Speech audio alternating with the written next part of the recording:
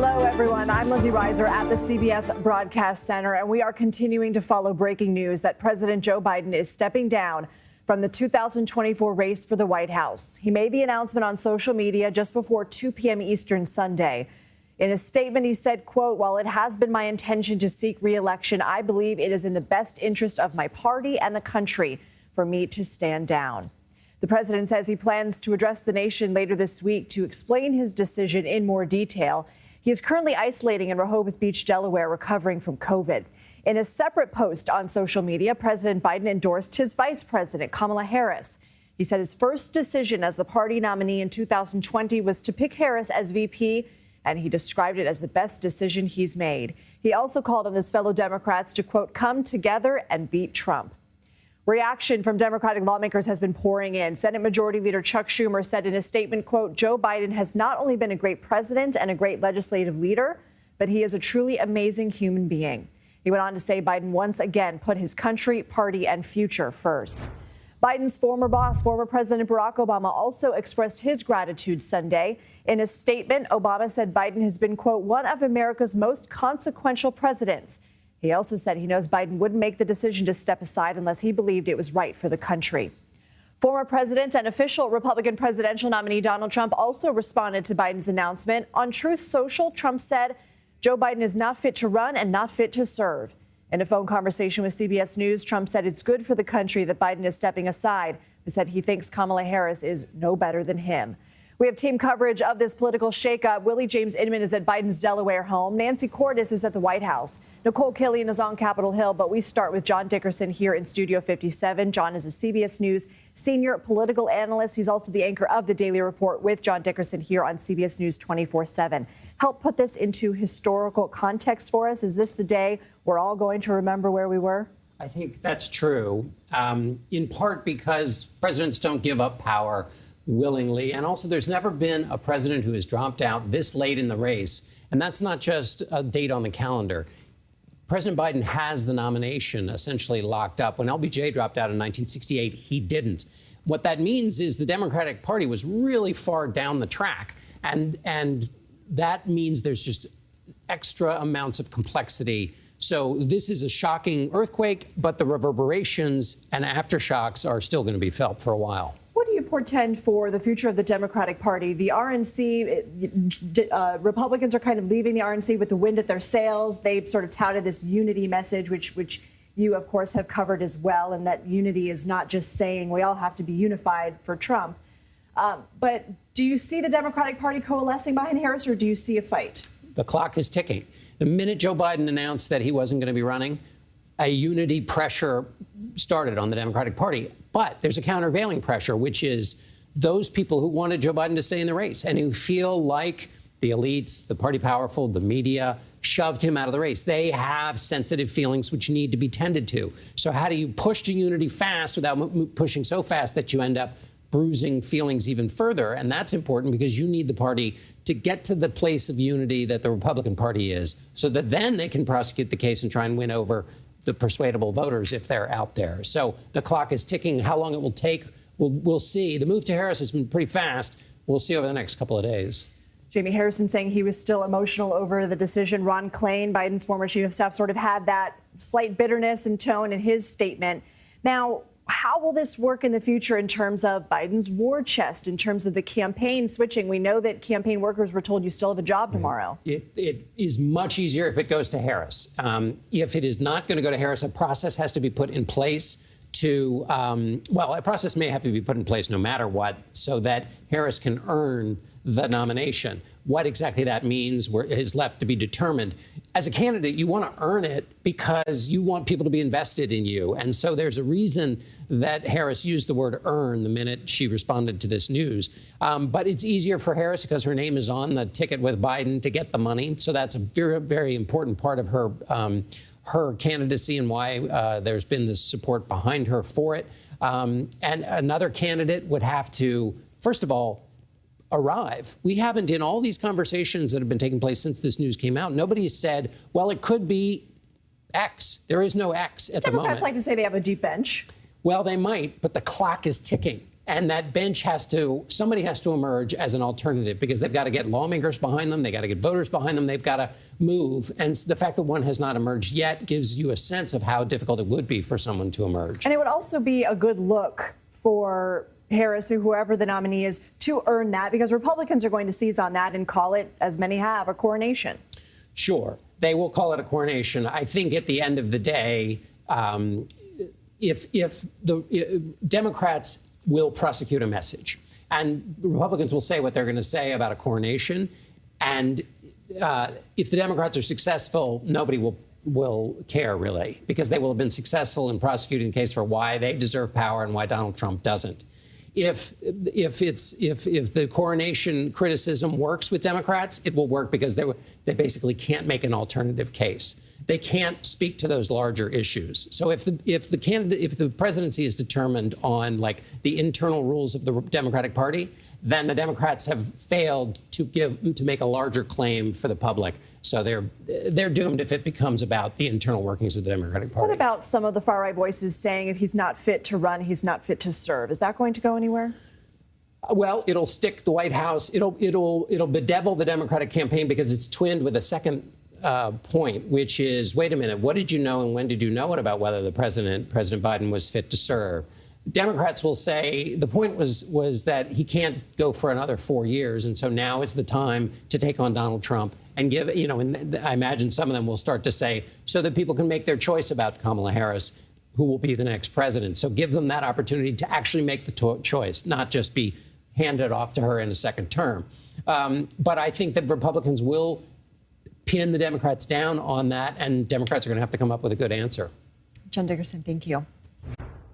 CBS News White House reporter Willie James Inman is outside the president's home in Rehoboth Beach, Delaware. Good to see you. What can you tell us about what's been happening behind the scenes, and what discussions led up to this bombshell announcement today? Hey there, Lindsay. Good to be with you. Well, President Biden, as you mentioned, is here at his beach home in Rehoboth Beach, Delaware, and he has been recovering from COVID out of public view since last Wednesday evening. And it was late last night that we learned, according to a source familiar, that President Biden started to come to this decision. He huddled with his advisors, and today he made those important phone calls, not only to his campaign chair, Jen O'Malley Dillon, but he also called the vice president and his chief of staff as well before he made this decision. That decision went out, as you noted, just before 2 p.m. And it was shortly after that, about 30 minutes or so, where we saw the president endorse the vice president to be the next nominee for the Democratic Party. So a lot of moving parts, a lot of conversations that were going on behind the scenes. I'll also note that not only was the president making phone calls today to essentially talk about this decision, the vice president was making phone calls as well, working the phones, trying to gather up support for her nomination to be the next president of the United States if she were to be successful this November. But still, this is just sending political shockwaves, as you and John were just talking about, across the nation, with the president bowing out of the race, bowing to that pressure that we've been seeing grow, with more than 3 dozen Democrats coming out and saying that the president should step aside. Lindsay.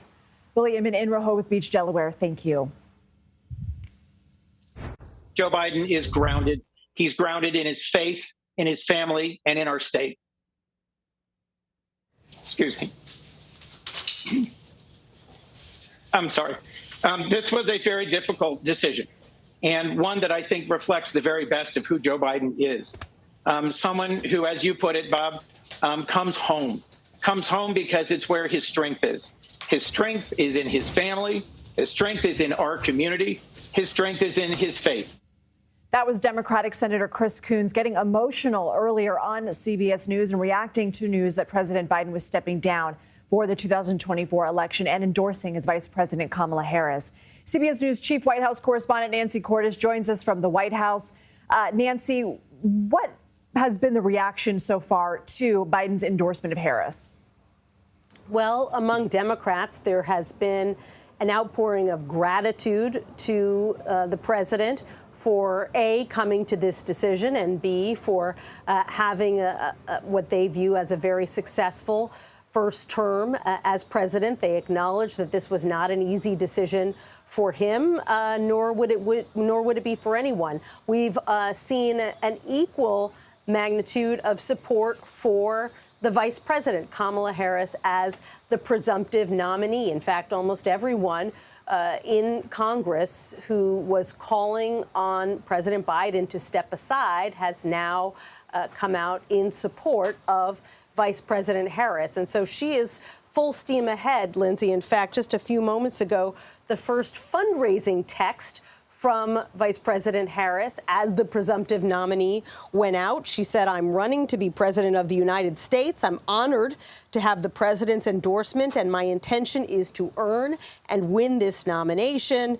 She says she's going to hit the campaign trail in the coming days, et cetera, et cetera. "Will you pitch in your first $20 today to elect me as president of the United States and defeat Donald Trump?" So there you have it. Within just a few hours, she is now taking on the mantle of presumptive nominee, even as we are starting to get our first indication that there is at least one person who might try to challenge her for that nomination. That is the independent senator from West Virginia, Joe Manchin. He was, of course, a Democrat. He's now an independent. We're told he may be considering returning to the Democratic Party so that he could mount a challenge for the nomination. We'll see if that comes to fruition or not. So that said, who would be some VP contenders that are part of the conversation right now on a Harris ticket? Well, you hear the most talk about governors from battleground states, and there are several of them to choose from. There is Roy Cooper. He is the governor of North Carolina. There's Josh Shapiro. He is the governor of Pennsylvania. We know that both President Biden and Vice President Harris spoke to Shapiro today about the decision. Then there's Governor Gretchen Whitmer of Michigan. And then another name you hear a lot is Senator Mark Kelly, who's from another battleground state, Arizona. So those are some names you hear bandied about, but it's certainly not limited to those names. We've also heard talk of Andy Beshear, the governor of Kentucky. It's a long list of about 10 different names that gets discussed. And Vice President Harris now has only a few weeks to make a decision before the Democratic convention comes up in August. From the White House, thank you. Reactions have been pouring in from Capitol Hill. Before Biden made that decision, there were more than 36 Democratic lawmakers calling for him to step aside. Several senators who are facing tough reelection campaigns in their home states, like John Tester and Sherrod Brown, joined those calls in recent days. The chair of the Democratic Congressional Campaign Committee, Susan Delbene of Washington, praised the president's decision to exit the race, calling him, quote, the most consequential president in modern history. She added his legacy will be one of principled leadership with a focus on families and communities. Senate Majority Leader Chuck Schumer said in a statement, quote, Joe Biden has not only been a great president and a great legislative leader, but he is a truly amazing human being. He went on to say Biden once again put his country, party, and future first. House Minority Leader Hakeem Jeffries said, quote, President Biden is one of the most accomplished and consequential leaders in American history. America is a better place today because President Joe Biden has led us with intellect, grace, and dignity. In contrast, Republican Congresswoman Elise Stefanik of New York said, quote, if Joe Biden can't run for re-election, he is unable and unfit to serve as president of the United States. He must immediately resign. Let's bring in CBS News congressional correspondent Nikole Killion. So, Nikole, what other notable congressional reaction are you following? Well, I think you summarized most of it. I mean, look, one thing I would point out is that in terms of some of the congressional leaders that we have heard from, while much of their statements have been in praise of the president, they have not necessarily endorsed Vice President Kamala Harris, whereas we have seen more rank-and-file members do the same. I would also note that in terms of congressional Republicans, as you pointed out with Congresswoman Stefanik or GOP Conference Chair Stefanik's statement, there are a number of congressional Republicans who believe that the president should resign. That being said, there are other more sympathetic Republicans like Mitt Romney who praised the work of the president and said that he felt that he made the right decision, but didn't go as far as some of his Republican colleagues. One thing I would also note is that we know that the vice president has really been working the phones for the better part of the day, reaching out and speaking with a number number of congressional members and leaders, everyone from Democratic leader Hakeem Jeffries to the chair of the Congressional Black Caucus and other chairs of what is called the Tri-Caucus, the chair of the Congressional Hispanic Caucus, as well as Judy Chu, who heads CAPAC, which is the Organization for Asian American Lawmakers. In addition to that, we know that the vice president has also spoken with the chair of the Congressional Progressive Caucus, Pramila Jayapal, as well as the chair of the New Democrat Coalition, which makes up a broad swath of Democratic members in the House, Congresswoman Annie Kuster. So she has been, really trying to shore up support among members, many of whom who have already come out in support, endorsing the vice president, but certainly understanding that she may have more work to do to fully shore up that support from congressional Democrats as she seeks to become the nominee. That said, Nancy had mentioned the name Joe Manchin. What are you learning from sources about the appetite of coalescing behind Harris versus an open primary? Well, I think, that is something that remains to be seen. There have certainly been some calls for an open primary or a mini primary of sorts. But I can tell you, having just gotten off of a call with organizers unrelated to the Hill, I would note that, and this is a key constituency group in support of the Biden-Harris administration agenda, the point was also made that this really is a time to try to unite, that there is not a whole lot of time to move forward in the sense of, names have to be printed on ballots, and also understanding that it's important to try to elevate someone to the nominee position as soon as possible, again, so that the party can move forward. Nikole, Killion, thank you. Let's bring in CBS News Chief Foreign Affairs Correspondent Margaret Brennan. She's also moderator of Face the Nation. And Margaret, you spoke with Senator Manchin this morning. He said, "Don't look at me, nothing to see here. How much can change?" What are your sources telling you about his current mindset, and what would have to happen for him to throw his name in? Well, independent Senator Joe Manchin of West Virginia, remember, he just recently left the Democratic Party. He's been harshly critical of it, saying that it has lost touch with working class Americans in particular. He was making the case on Face the Nation that he thinks this is a problem. At the time, he was talking about Joe Biden stepping aside. When I asked him, would he support Kamala Harris, he said, not unless there was a change in platform. And when I said, well, what about you? Would you be interested in running as vice president or running at all? And he said, don't look at me. Time for a new generation. Well, you're right. A lot changed from about 10:40 this morning until this evening, when we did see President Joe Biden say he was not running for re-election and then automatically endorsed his vice president. And that endorsement has rubbed some Democrats the wrong way, who want to see more of a competition rather than, as one said to me, a coronation of Kamala Harris. And there is frustration at that. So I would put Joe Manchin in that category, in now saying he wants to reevaluate. What we have been told, myself and a number of our CBS correspondents, is that Joe Manchin is receiving calls from donors interested in somebody who is more of the sort of old centrist Democrat, though he left the party. First thing on the to-do list would be to rejoin the Democratic Party if he actually wanted to throw his hat in the ring. But there are real questions about process here. And frankly, whether or not he ends up actually running, this is a mechanism by which to force a conversation within the party about what does a winning ticket look like. Can a winning ticket have Vice President Kamala Harris at the top of it? And on Face the Nation earlier, it was Joe Manchin who said, look at the governor of Kentucky, Andy Beshear, look at the governor of Pennsylvania, Josh Shapiro, as candidates he thought had shown they could work across the aisle because they are Democratic governors in states that have to deal with Republican legislatures.